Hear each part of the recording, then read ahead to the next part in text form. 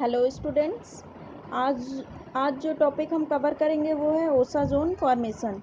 Osazone formation mainly जो है carbohydrate में होता है। उसमें जैसे कि ग्लूकोज, फ्रक्टोज, माल्टोज, लैक्टोज, इन सब में होता है। ठीक है, तो हम बेसिकली ये जानेंगे पहले कि ये इस टेक्निक को किसने डेवलप करा, किसने फॉर्मेशन की इस टेक्निक की। तो the technique was developed by Emil Fischer. किसने टेक्निक को डिस्कवर किया था? एमिल फिशर ने, जो कि एक जर्मन केमिस्ट थे।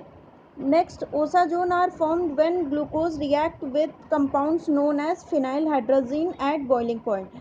तो बेसिकली ओसाजोन फॉर्मेशन में हमें कोई चीज़ याद रखनी है, वो ये चीज़ याद रखनी है कि किसी भी शुगर का, किसी भी कार्बोहाइड्रेट का 3 मॉलिक्यूल ऑफ फिनाइल हाइड्रोजीन से रिएक्शन, मतलब एक अगर शुगर है तो 3 फिनाइल हाइड्रोजीन का मॉलिक्यूल होगा, मतलब 1:3 के रेशियो में अगर शुगर और फिनाइल हाइड्रोजीन रिएक्ट कर रहे हैं एट अ बॉइलिंग पॉइंट, किसी भी बॉइलिंग पॉइंट पे, तो जो प्रोडक्ट का फॉर्मेशन होगा उसे हम क्या कहेंगे? ओसाजोन। वो प्रोडक्ट क्या कहलाएगा? ओसाजोन। तो अब देखते हैं फिनाइल हाइड्रोजीन क्या होते हैं। तो phenyl hydrazine is a chemical compound. ये एक केमिकल कंपाउंड होता है विद द फॉर्मूला C6H5NHNH2। क्या होता है? C6H5NHNH2, ये इसका स्ट्रक्चर है। बेंजीन रिंग है, उस पर NH और NH2 ग्रुप ऐड है। ठीक है, अब देखते हैं ओसाजोन की क्या क्या प्रॉपर्टीज़ होते हैं। तो ओसाजोन आर इनसॉल्युबल। ये ओसाजोन क्या होता है? इनसॉल्युबल होता है। इसका nature, osazone of individual sugar have characteristics crystal form.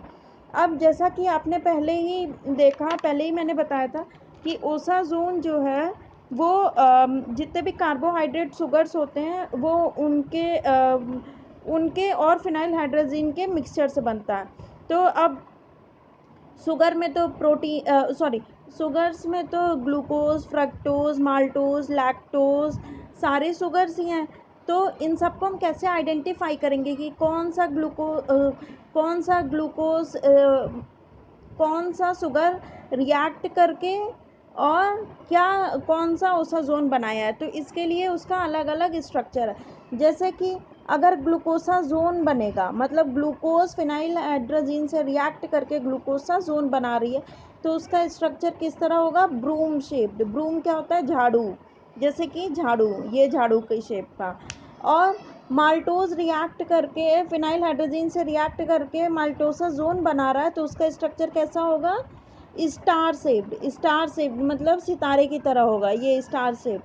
अगर लैक्टोज रिएक्ट कर रहा है फिनाइल हाइड्रोजीन से, तो लैक्टोसाजोन का फॉर्मेशन हो रहा है, लैक्टोसाजोन का। और इसका स्ट्रक्चर कैसा होगा? पाउडर पफ शेप्ड का, जैसे कि पाउडर हम छिड़क देते हैं और उसका स्ट्रक्चर जैसा रहता है वैसे ही इसका स्ट्रक्चर होगा, ऐसे। तो अब देखते हैं कि किसी भी शुगर का अगर हम रिएक्शन करवा रहे हैं फिनाइल हाइड्रोजीन से, तो कैसे रिएक्शंस होंगी, कैसे इसकी केमिकल क्या क्या वो है। तो इसमें क्या है कि डी ग्लूकोज का स्ट्रक्चर लिया है हमने, ये डी ग्लूकोज है। डी ग्लूकोज का वही नॉर्मल स्ट्रक्चर है, सी पूरा। उसका रिएक्शन 1 मोल ऑफ C6H5NHNH2 से हमने करवाया। जब डी ग्लूकोज का रिएक्शन C6H5NHNH2 से करवाया, तो क्या हुआ कि यहाँ पे कार्बन नंबर 1 पे क्या हुआ? ये C6H5NHNH2 मतलब फिनाइल हाइड्रोजीन ने रिएक्ट करा और यहाँ से वाटर मॉलिक्यूल का रिमूवल हुआ और कार्बन नंबर 1 पे C6H5NHNH2 ऐड हो गया। और ओसाजोन फॉर्मेशन में एक चीज़ ये मेन याद रखने वाली ये बात है कि ओसाजोन फॉर्मेशन कभी भी होगा तो शुगर का जो स्ट्रक्चर होगा, जो शुगर ओपन चेन स्ट्रक्चर होगा शुगर का, उस पर कार्बन नंबर 1 पे और कार्बन नंबर 2 पे, मतलब कार्बन नंबर 1 और कार्बन नंबर 2 पे ही फिनाइल हाइड्रोजीन हमेशा रिएक्ट करता है। किस पे? कार्बन नंबर 1 पे और कार्बन नंबर 2 पे। ठीक है, तो यहाँ पे कार्बन नंबर 1 पे रिएक्ट करके क्या बना लिया इसने? Phenyl hydrazone. Hydrazine phenyl hydrazine ने डी ग्लूकोज से रिएक्ट करके फिनाइल हाइड्राजोन का फॉर्मेशन किया है। अब एक फिनाइल हाइड्रोजीन को हमने यूज़ कर लिया है, अब बचे कितने, 2, क्योंकि हमें इस ओसाजोन फॉर्मेशन में 3 फिनाइल हाइड्रोजीन का यूज़ करना है, तो एक यूज़ करने के बाद 2 हमारे पास फिनाइल हाइड्रोजीन बचे हैं। तो हमने दोनों यहाँ पे दोनों मॉलिक्यूल ऑफ फिनाइल हाइड्रोजीन ले लिया है, 2 मॉलिक्यूल ऑफ फिनाइल हाइड्रोजीन। तो एक फिनाइल हाइड्रोजीन का मॉलिक्यूल क्या करेगा, यहाँ कार्बन नंबर 2 पे जाके और NNHC6H5 का फॉर्मेशन करेगा। और यहाँ पे और क्या बचा, यहाँ पे जो दूसरा वाला फिनाइल हाइड्रोजीन का मॉलिक्यूल है उसने क्या किया, C6H5NH2 मतलब एनिलीन और अमोनिया NH3 अमोनिया का फॉर्मेशन किया। मतलब कि ओसाजोन के साथ साथ 2 और बाई प्रोडक्ट्स बनते हैं, कौन कौन से, अमोनिया और एनिलीन। ठीक है, अब आते हैं नेक्स्ट पे, प्रिंसिपल क्या है ओसाजोन का। ठीक है, तो ओसाजोन बेसिकली इस प्रिंसिपल पे वर्क करता है कि a solution of reducing sugar when heated with phenyl hydrazine a characteristic yellow crystalline compound called osazone are form. अभी यही सेम लाइन आपने अभी पहले पढ़ा है क्या कि जो है किसी भी रिड्यूसिंग शुगर को जब हम हीट करते हैं फिनाइल हाइड्रोजीन के सॉल्यूशन के साथ 1:3 के रेशियो में, 1:3 के रेशियो में, तो एक येलो क्रिस्टलाइन कंपाउंड का फॉर्मेशन होता है जिसको हम क्या कह रहे हैं, ओसाजोन। ठीक है, these crystals have definite crystalline structure. ये जो क्रिस्टल्स होंगे इनका एक डेफिनेट क्रिस्टलाइन स्ट्रक्चर होगा, जैसे कि आपने पहले वाली स्लाइड में देखा कि ग्लूकोसाजोन का ब्रूम शेप्ड स्ट्रक्चर था, माल्टोसाजोन का स्टार शेप था, लैक्टोसाजोन का पाउडर पफ शेप था। ठीक है, मतलब ये क्रिस्टलाइन स्ट्रक्चर इसका डेफिनेट होगा। अलग अलग रिड्यूसिंग शुगर का अलग अलग क्रिस्टलाइन स्ट्रक्चर होगा। प्रेसिपिटेशन टाइम अलग अलग का, अलग अलग रिड्यूसिंग शुगर का अलग अलग होगा, किसी का 5 मिनट होगा, किसी का 10 मिनट होगा, किसी का 7 मिनट होगा। मेल्टिंग पॉइंट भी अलग अलग होगा, अलग अलग रिड्यूसिंग शुगर का। अब आते हैं प्रोसीजर। ओसाजोन फॉर्मेशन अगर हमें करनी है लैब में तो इसके लिए कौन कौन से प्रोसीजर हम फॉलो करेंगे, क्या प्रोसीजर फॉलो करेंगे। तो उसके लिए हमें क्या करना है, टेस्ट ट्यूब लेना है, टेस्ट ट्यूब एक, उसमें 10 ड्रॉप्स ग्लेशियल एसिटिक एसिड लेना है और 5 ml शुगर लेना है। जो भी जिस भी शुगर का हमें टेस्ट करना है, ग्लूकोज ओसाजोन हमें फॉर्मेशन करवाना है, वो शुगर हम ले लेंगे 5 ml एक टेस्ट ट्यूब में, और 10 ड्रॉप्स ग्लेशियल एसिटिक एसिड ले लेंगे।